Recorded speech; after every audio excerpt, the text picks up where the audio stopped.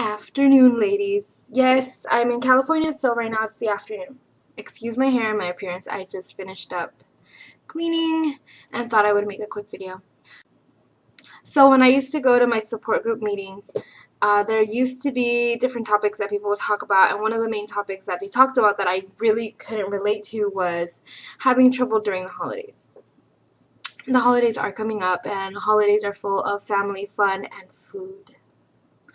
So it could be that it affects some of you. It could be that it doesn't affect you. Like for me, the holidays are never about the food. The holidays are always about my family. So this would be my first year having had the surgery and it being the holidays. So definitely going to report on that. I'm thinking back and I'm thinking if I've ever held food that precious to me during the holidays, and I haven't. It's always been trying to save up enough money to buy the gifts that I want to give people, and decorating and spending time with the family, and trying to divide that time up between my family and Ron's family. That's what my issues are. It's never been about like stressing out about food or anything like that. It never has been about the food. So I can't relate in that sense, but some of you might have that problem coming up. So one of the holidays that is coming up pretty quickly is Halloween. How do you guys feel about it? It used to be one of my favorite holidays, not because of the candy, but because I like giving away candy to kids. I like dressing up. I like taking the kids trick-or-treating, and I love having Halloween parties. So, with that being said, I'm pretty excited. I wanted to know how you guys are handling the upcoming holidays, and specifically Halloween. Some of the issues with Halloween, of course, are candy, especially for you chocolate lovers. It might be a little difficult to stay away from the candy that you're buying for the kids and the trick-or-treaters, you know? I don't really have that issue. I had one piece of candy the other day because I did buy a bunch. I don't know if you guys can see them in the background. You probably can't see them. They're on the table. But I have 50 little treat bags. And I'm excited this year because I'm actually going to give away candy. Before I used to live in Watts, and not a lot of people came around. And then the apartment building that I lived before this one, it was a secured building, so you needed to be buzzed in to be able to come in and even trick-or-treat. So nobody would come. And yeah, so I'm having my nephews come over this year, and we're going to trick-or-treat around Anaheim. And I'm going to also be giving away candy. So I'm excited about that. I made about 50 little treat bags. Hopefully people will come. If not, I'm going to be stuck with this candy that I don't really eat. But candy, treats, cupcakes, cookies, you know, all the things that we make for our kids. I don't have any kids, but I know that my sister-in-law is probably going to make some like cupcakes for her son's like Halloween parade or whatever.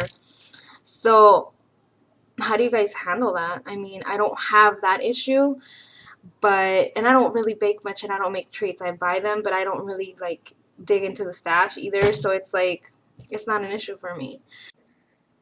My best advice regarding staying away from the candy is don't totally deprive yourself, because the more you say no to it, the more you're going to want it.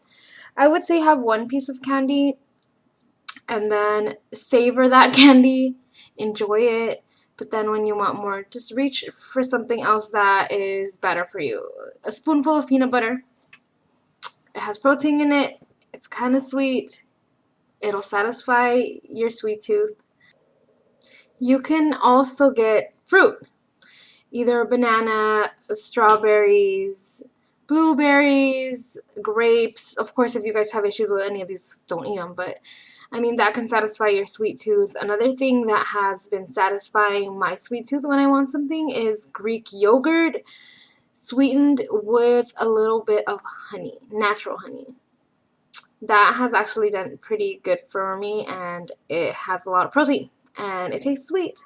So, I mean, I've been satisfied with those things. But please, like I said, don't deprive yourself, because that usually leads to like binge eating. But yeah, just also realize that if you're going to dip into that stash of candy, you're gonna feel sick.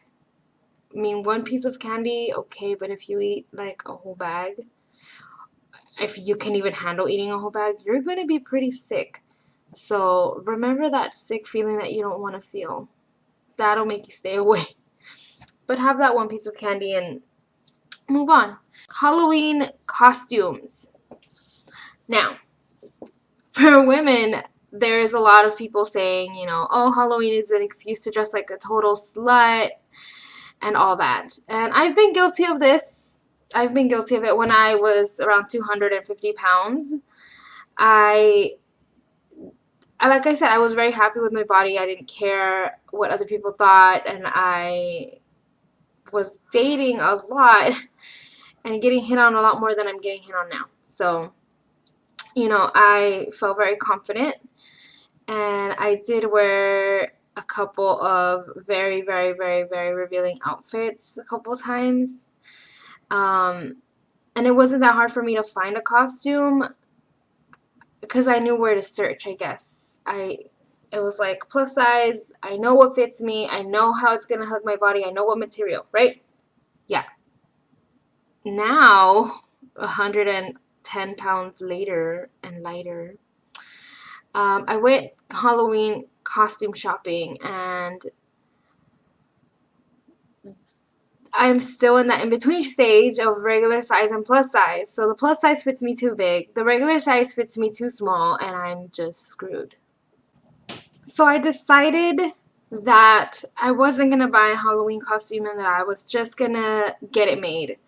So I searched online for something that I've always wanted to be, and I wanted to be Sailor Moon, but getting it custom made all the way from Japan was going to take too long, and it wasn't going to arrive in time for my Halloween party, and plus it's way too expensive. It's like $100. That's too much. And so I looked for local places, and no one really makes anything here locally, and if they do, it's like super, super expensive. And I've always wanted to dress up like Renoa from Final Fantasy VIII or Yuna from Final Fantasy X. I am an RPG fan, a Final Fantasy fan, so I've always wanted to do that. Or Princess Serenity. I like anime. So I asked my sister-in-law, and she's amazing with a sewing machine, so she made me, and I'll post pictures later, but she made me the Renoa costume, and it was less than $50. Less than that.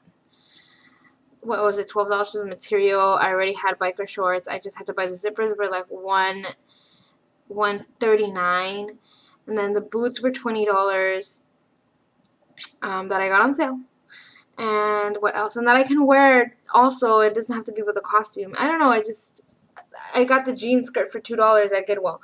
So the costume was probably around $35, no more than $40, which is pretty awesome.